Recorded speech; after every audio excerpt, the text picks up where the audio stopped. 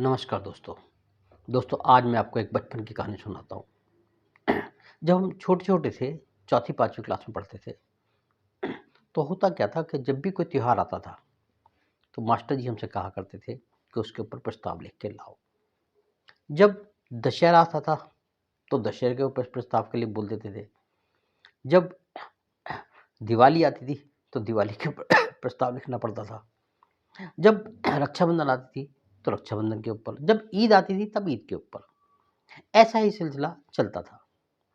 एक बार क्या हुआ कि हमारे जो हिंदी के मास्टर जी थे, वो मथुरा से कहीं से ट्रांसफ़र होके आए। अब उन्होंने भी वही रवैया अपनाया कि जब भी कोई त्योहार आता था, तब बोल देते थे।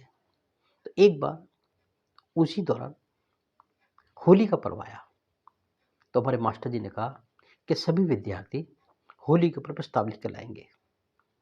अपनी जो अनुभव है, उसको आप उसमें लिखेंगे। अच्छा, हम सब चूँकि पहले से पढ़ते थे, कुंजी निकाली, उसमें जो लिखा है वो लिख देते थे।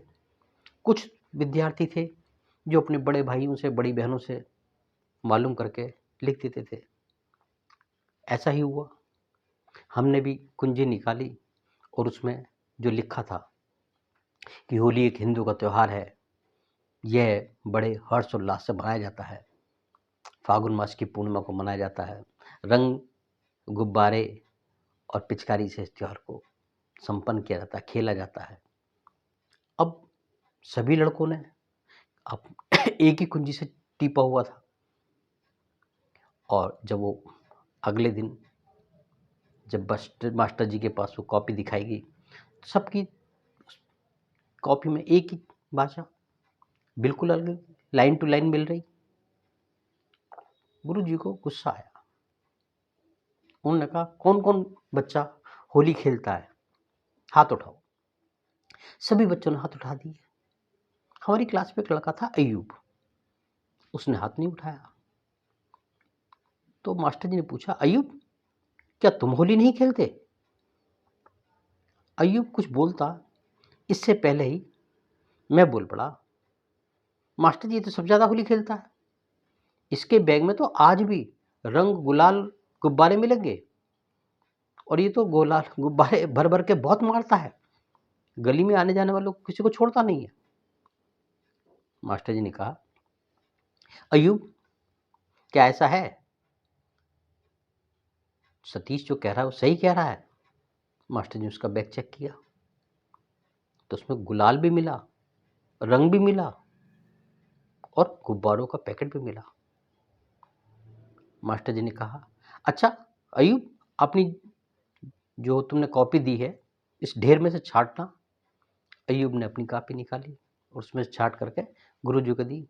गुरुजी ने पढ़ा, होली हिंदुओं का एक पवित्र त्योहार है।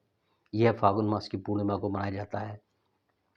जो प्रहलाद की कहानी है, हिरण्यकश्यप की कहानी है, इस दिन गुजिया बनती हैं, नए-नए पकवान बनते हैं, लोग बाग होली खेलते हैं, एक दूसरे को मिठाई बाँटते हैं, वो लिखा हुआ था।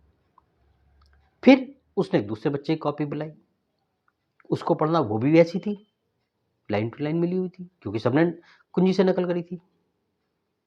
मास्टर जी ने कहा कि तुमने कहाँ से नकल करा? देखो, मैंने इनकी नकल। उसने हमारा नाम उठा दिया, बोल दिया। मास्टर जी ने हमें भी बुला लिया, हमारी कॉपी भी उस ढेर में से निकाली गई, उसमें भी वही चीज़। मास्टर जी ने लाल पेन निकाला और काट दिया, होली हिंदुओं का पवित्र त्योहार है, इसको काट दिया, और उसकी जगह लिख दिया, होली भारतीयों का पवित्र त्योहार है। और हम दोनों को एक-एक गाल पे चपत मारी और कहा, इस प्रस्ताव को दोबारा लिख के लाना। और सभी पूरी क्लास के बच्चों का वो प्रस्ताव काट दिया। दोस्तों, मास्टर जी तो अब नहीं है इस दुनिया में, लेकिन उनकी ये सीख हमें आज भी याद आती है।